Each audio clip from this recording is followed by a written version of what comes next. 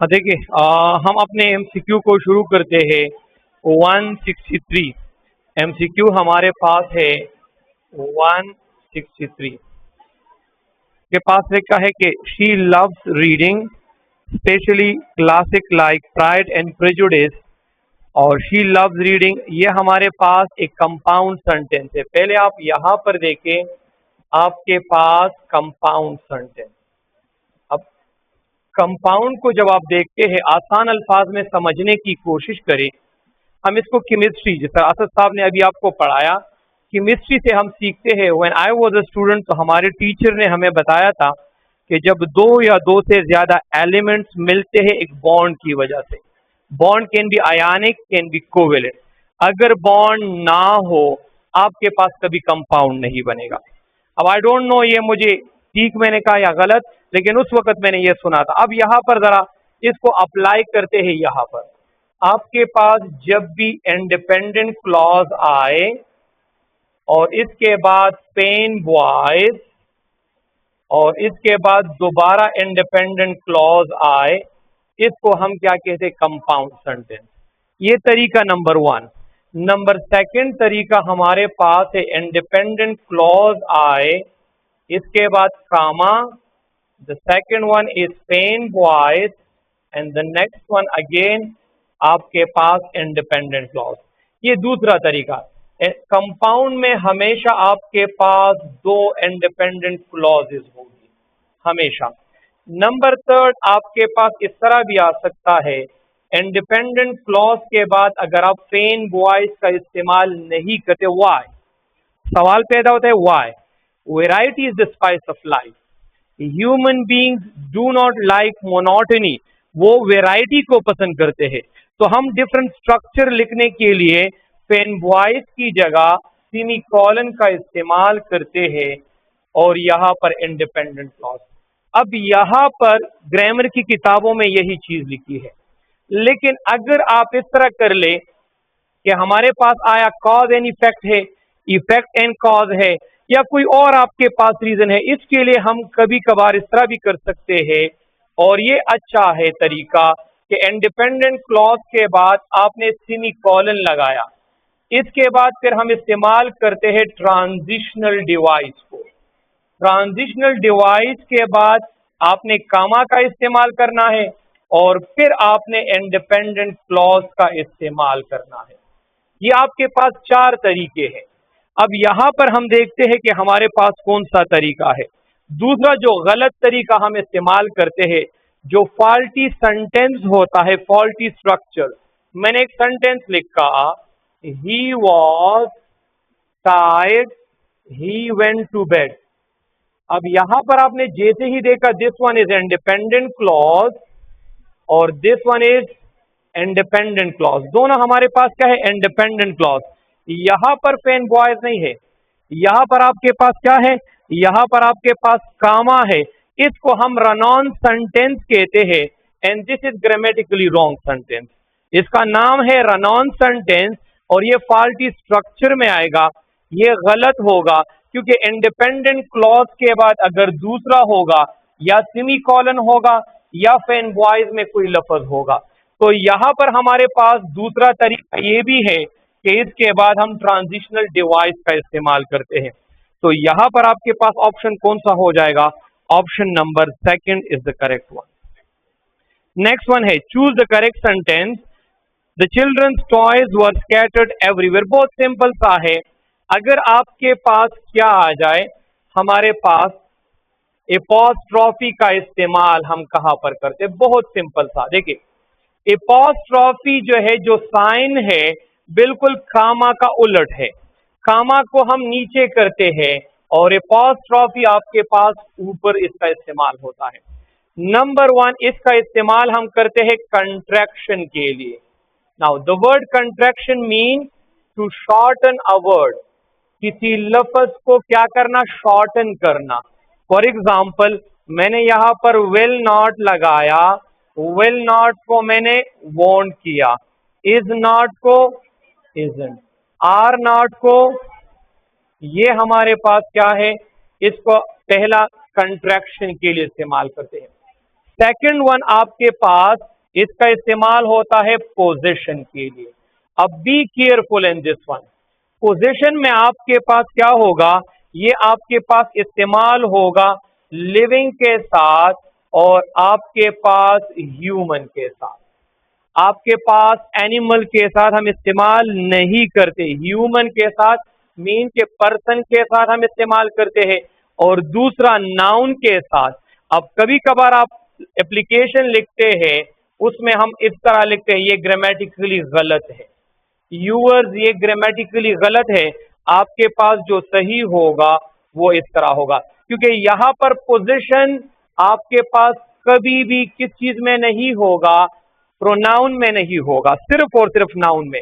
अब इसका आसान सा ट्रिक है, मैंने यहाँ पर एमसीक्यू लिखा, मैंने नंबर 1 लिखा नसीर बैग, मैंने एक दूसरा लिखा जाहिद कार, मैंने एक और लिखा दैट इज अवैस कार, मैंने एक दूसरा लिखा दैट इज स्वदेश कार, स्वदेश बैग, मैंने एक और एमसीक्यू लिखा मेन शर्ट, एक और मैंने लिखा दैट इज गर्ल्स हॉस्टल।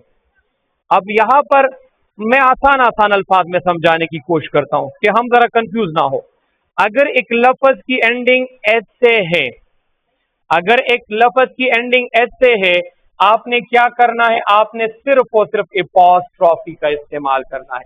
अगर एक लफ्ज की एंडिंग एस से नहीं है, आपने किस चीज को पुट करना होगा, एपॉस्ट्रोफी एस का इस्तेमाल करना है। अब यहां पर आपके पास देखें, यहां पर नसीर आया तो मैंने यहां पर नसीर बैक कर लिया, यहां पर जाहिद, यहां पर देखिए आखिर में एंड में एस नहीं आ रहा, अवेश के साथ हम क्या कर लेंगे, सिर्फ और सिर्फ एपॉस्ट्रोफी। सुदेश के साथ सिर्फ और सिर्फ एपॉस्ट्रोफी। यहां पर ये प्लूरल है लेकिन एस नहीं है, एपॉस्ट्रोफी एस। गर्ल्स आखिर में एस है तो यहां पर हमारे पास क्या होगा, एपॉस्ट्रोफी। अब यहां पर कुछ किताबें कुछ और लिखती है, आपके पास एक लफ्ज की एंडिंग किस से हो, कभी कभार होता है एक लफ्ज की एंडिंग एस से आ जाए, उसके साथ भी हम एपॉस्ट्रोफी एस का इस्तेमाल करते हैं। वो क्यों इस्तेमाल करते हैं? फॉर एग्जाम्पल आपका जो है फिजिक्स मैंने इजहार साहब से पढ़ा है, आप लोग भी पढ़ रहे हैं, तो उसमें हमें जो है इजहार साहब ने एक चीज पढ़ाई थी, वो था गाजिस लॉ। आप लोगों ने पढ़ा है या नहीं पढ़ा? तो उसमें अगर आप देखें आखिर में एस है लेकिन उसकी जो साउंड है वो क्या आ रही है, जेड की। जब ये साउंड आ जाए तो फिर आपने एपॉस्ट्रोफी एस का इस्तेमाल करना है। आप फिर इसकी किताब देख लें, वहां पर आपके पास होगा वो साउंड भी कौन सा होगा, जेड का होगा, फिर वहां पर हम एपॉस्ट्रोफी एस का इस्तेमाल करेंगे। अब यहां पर देखिए हमारे पास चिल्ड्रन, चाइल्ड का प्लूरल फॉर्म क्या है, चाइल्ड का चिल्ड्रन, तो अब चिल्ड्रन का तो और प्लूरल फॉर्म हो नहीं सकता, यहां पर हमारे पास हो जाएगा ऑप्शन नंबर कौन सा होगा, B is the correct one. Next one है 165, choose the correct sentence, she said the meeting. बहुत सिंपल सा है, इसको हम अगर देखें तो हमारे पास ये सबसे आसान ही यही है। इस वाले सेंटेंस को जब भी आप देखें तो हमारे पास ये डायरेक्ट इनडायरेक्ट है। आपके पास जब भी रिपोर्टिंग स्पीच आ जाए, रिपोर्टिंग स्पीच, तो रिपोर्टिंग स्पीच जैसे ही हमारे पास एंड हो, यहां पर हम कामा का इस्तेमाल करेंगे। अब जब भी आपके पास रिपोर्टेड स्पीच हो, रिपोर्टेड स्पीच यहां पर क्या होगा, इन्वर्टेड कामाज में होगा, और रिपोर्टेड स्पीच का यहां देखिए इससे पहले हमने क्या, फुल स्टॉप का इस्तेमाल करना होगा। और ये वाला जो लफ्ज है पहला वाला रिपोर्टेड का, वो हमेशा कैपिटल होगा। अब यहां पर एमसीक्यूज में देखे आपके पास कौन सा होगा, option number A is the correct one. अब सी क्यों नहीं है, क्योंकि अब पहला लेटर क्या है, स्मॉल में है, option number A is the correct one. Next one है चूज द करेक्ट सेंटेंस, ये तो ऑलरेडी हमने कर लिया, he was tired he went to bed, ये हमारे पास कामा आया है, पेन बॉयज नहीं है, ग्रामेटिकली ये गलत हो जाएगा।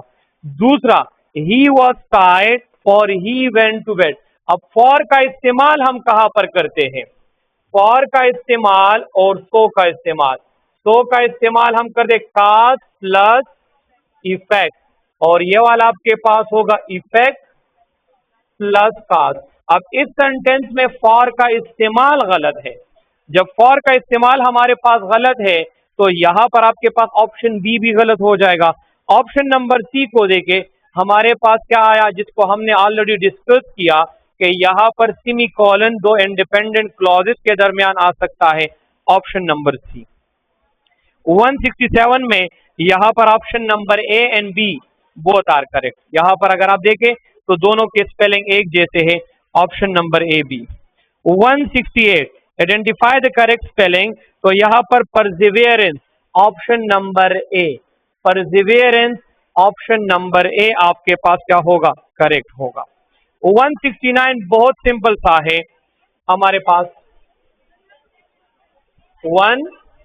167 में है option number A plus option number B. जरा सुन तो लेना, देखे वहां पर कभी कभार टाइपिंग में जरा हो जाती है ना, वो लोग भी इंसान है, हम भी इंसान है, ठीक है। मैंने अब नहीं, वहां पर मैंने उसको कहा है कि ए एंड बी जिसने किया है दोनों ठीक है, ठीक है, मैंने उसको कहा है। और 168 में ऑप्शन नंबर ए। हाँ, हमारे पास नेक्स्ट वन है 169, बहुत सिंपल है, इट्स वर्सेस इट्स क्या होगा। नंबर 1 इसको देखें, ये हमारे पास क्या है, ये कंट्रैक्शन है किस चीज का, इट इज का। सिंपल सा ट्रिक ये है, कभी भी इट्स आ जाए इसके बाद हमेशा नाउन आएगा, और इसके बाद आपके पास क्या होगा, नाउन नहीं होगा। हमारे पास आसान सा, कभी भी ये आपके पास आया इसके बाद हमेशा क्या होगा, नाउन का इस्तेमाल हम करेंगे। यहां पर देखिए पहले वाले को देखें, इट्स हर, क्या ये नाउन है हर, ये तो गलत हुआ। ऑप्शन नंबर डी को देख, ऑप्शन नंबर सी को देखें, इट्स हर, ये भी गलत है। ऑप्शन ए और बी को हम देखें और डी को देखेंगे। अब बी में हमारे पास it is her responsibility to help you.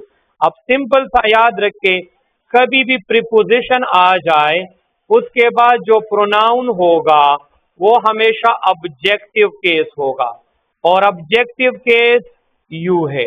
Option number D को देखें, ऑप्शन नंबर डी में यूअर है, and your is not objective.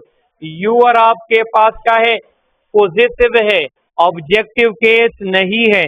Option number second is the correct one. Next one है, it's your choice whether you like its colour. देखिए आसान सा है, हमारे पास आया है option number B is the correct. क्यों करेक्ट है, क्योंकि इट इज यूअर चॉइस, क्योंकि इट्स का मतलब है इट इज यूअर चॉइस, और कलर से पहले आपके पास क्या आया हुआ है, इट्स आया है, तो हमारे पास यहां पर भी option number B is the correct one. और लास्ट एमसीक्यू है, और बहुत सिंपल सा, कभी भी आपके पास प्रॉपर नाउन आ जाए, कभी भी प्रॉपर नाउन आ जाए तो प्रॉपर नाउन हमेशा कैपिटल लेटर से शुरू होगा। अब आपके पास देखिए, कभी भी आपके पास एमसीक्यूज हो, ओमिशन प्रोसेस की तरफ जाए, किसकी तरफ, ओमिशन। अब ओमिशन प्रोसेस को देखें, हमारे पास यहां पर क्या है, इजिप्ट, इजिप्ट हमारे पास, और सूडान, ये हमारे पास कंट्री नेम है, प्रॉपर नाउन हुआ, प्रॉपर नाउन कैपिटल से, तो हमारे पास ऑप्शन नंबर सी और डी तो बिल्कुल खत्म, क्योंकि यहां पर हमारे पास कैपिटल से नहीं है, स्मॉल से।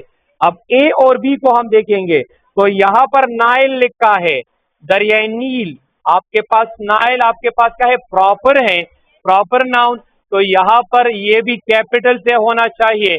स्मॉल से अगर हम इसका इस्तेमाल करेंगे ये हमारे पास गलत होगा, यहां पर भी आपके पास होगा option number A is correct.